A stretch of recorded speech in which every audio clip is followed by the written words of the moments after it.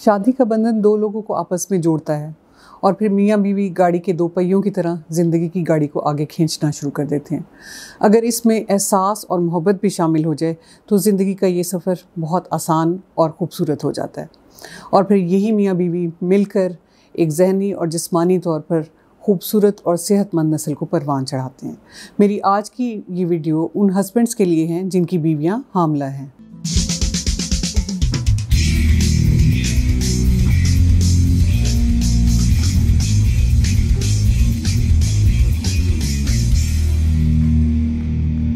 अस्सलाम वालेकुम, मेरा नाम डॉक्टर सबाहत ख़ान है। मैं डॉक्टर्स हॉस्पिटल और उमर हॉस्पिटल जोहर टाउन लाहौर में as consultant gynaecologist and IVF specialist practice करती हूँ। हमल ख़वातीन की ज़िंदगी का एक लाइफ चेंजिंग तजर्बा होता है।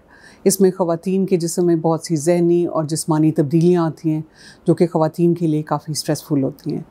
ऐसे में उनके हस्बैंड्स का मदद के लिए बढ़ा हुआ हाथ और तवज्जो ना सिर्फ उन ख़वातीन के लिए हमल का 9 माह का चैलेंजिंग टाइम आसान कर देती है, बल्कि इसका आने वाले बच्चे पर भी बहुत मस्बत असर पड़ता है।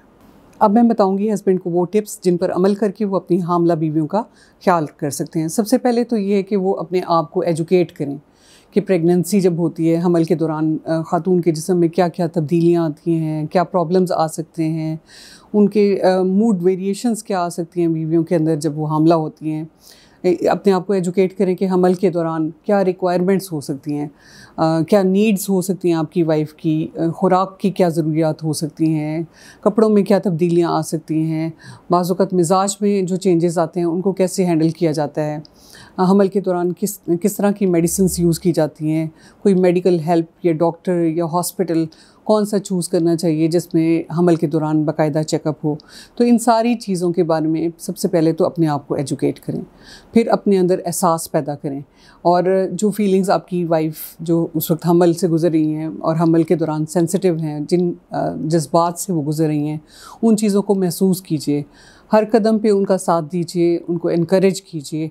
बेशक हमल खुशी का बायस होता है, लेकिन बाज़ वक़्त इसमें कई मुश्किलात भी आती हैं, बाज़ वक़्त कुछ खौफ भी होते हैं। तो आप हमेशा अपनी वाइफ के साथ खड़े हों, कदम से कदम मिलाएं, उन्हें कहें कि मैं हर कदम पे आपके साथ हूँ। मैंने देखा है कि बाज़ वक़्त जॉइंट फैमिली में कुछ जब रह रहे होते हैं लोग, तो उसमें हस्बैंड हेजिटेट कर रहे होते हैं कि अगर मॉर्निंग सिकनेस हो रही है, वॉमिटिंग हो रही है, तो वो बैठे हुए आराम से और वाइफ का साथ नहीं दे रहे। तो मैं तो ये कहूँगी कि जब वॉमिट हो, कोई पेन हो, कोई प्रॉब्लम में हो वाइफ, तो हस्बैंड को हर कदम पे उनके साथ खड़ा होना चाहिए। ये देखे बगैर कि मेरी वालदा देख रही हैं, मेरी बहन देख रही है, तो आपको वाइफ को सपोर्ट करना चाहिए क्योंकि उस वक्त एक बहुत स्ट्रेसफुल कंडीशन से वो गुजर रही हैं। हमल के दौरान अपनी बीवी के आराम का ख्याल रखिए और उनकी खुराक का ख़ास तौर पे ख्याल रखें। बाज़ वक़्त हार्मोनल चेंजेस की वजह से कुछ खाने अच्छे नहीं लग रहे होते, कुछ खानों की स्मेल अच्छी नहीं लग रही होती, तो ये आपकी ज़िम्मेदारी है कि आप हेल्दी फूड का इंतज़ाम करें, फ्रूट्स का इंतज़ाम करें जो आपकी बीवी बर वक्त ले। ख्याल रखें कि पानी का इंटेक उनका ठीक है कि नहीं है। अगर कोई मेडिसिन्स या सप्लीमेंट्स की ज़रूरत है तो बाकायदगी के साथ वो घर में मौजूद रखें ताकि उसमें कोई नागा ना हो। और इसके साथ साथ प्यार और हमदर्दी का इज़हार करें। आप अपने प्लान्स को, अपने प्रोग्राम्स को फ्लेक्सिबल रखें, क्योंकि मैंने देखा है कि बाज़ वक़्त कुछ हस्बैंड्स कहते हैं कि ये तो मेरे जिम का टाइम है, ये तो मेरे दोस्तों का टाइम है, मैंने तो ये एक्टिविटी करने जाना है तो बस मैं जा रहा हूँ, जो मर्ज़ी हाल है। तो ऐसा नहीं करें। जब भी आपकी वाइफ को ज़रूरत होती है, जब भी उन्हें कोई स्ट्रेस में हो, जब उनकी तबीयत में नासाजी हो, तो अपने प्लान्स चेंज कर लें। अगर बहुत ज़रूरी नहीं है तो आप जिम नहीं जाएंगे तो उसमें कोई प्रॉब्लम नहीं होगा। उस वक्त बीवी का साथ देना बहुत ज़रूरी है। इसके अलावा आप हमदर्दी के कुछ बोल दें, वो जो बात कह रही हैं उसको गौर से सुनें और उनको एहसास दिलाएं कि आप उनके साथ हैं। ये बहुत अहम है।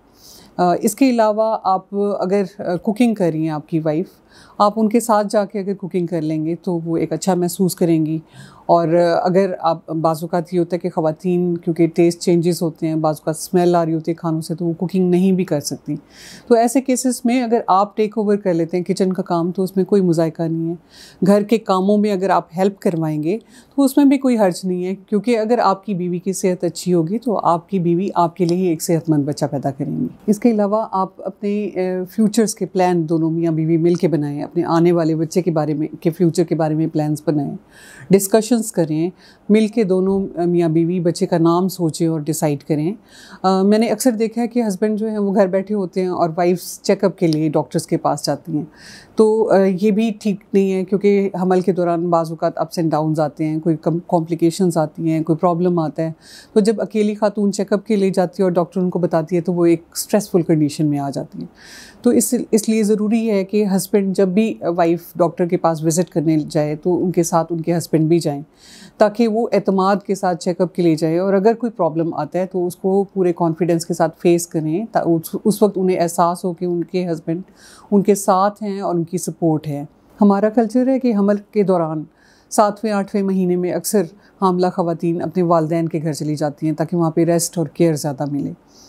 तो अगर वो आपकी बीवी अपने वालिदैन के घर चली जाती हैं तो उसका मतलब ये नहीं है कि आपका ज़िम्मा ख़त्म हो गया, आप गाफिल हो जाएं, कि अब तो बेगम मैके जाके बैठ गई है तो अब उनके वालिदैन की ही ज़िम्मेदारी है, अब मैंने कुछ नहीं करना।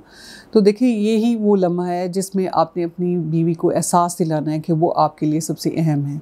उनके साथ इन टच रहें, उनसे बार बार जाके मिलें, उनकी ज़रूरियात का ख्याल रखें, उनको जिस चीज़ की ज़रूरत है वो उनको प्रोवाइड करें। अगर उन्हें हॉस्पिटल के लिए जाना है, चेकअप के लिए जाना है, तो उनका साथ दें, उनके साथ जाएं और उनको एहसास दिलाएं कि वो आप के लिए वो कितनी स्पेशल हैं। बच्चे का आना आपकी ज़िंदगी का एक अहम मरहला है या एक स्पेशल लम्हा है, जिसको आप मियाँ बीवी दोनों ने मिलकर एंजॉय करना है।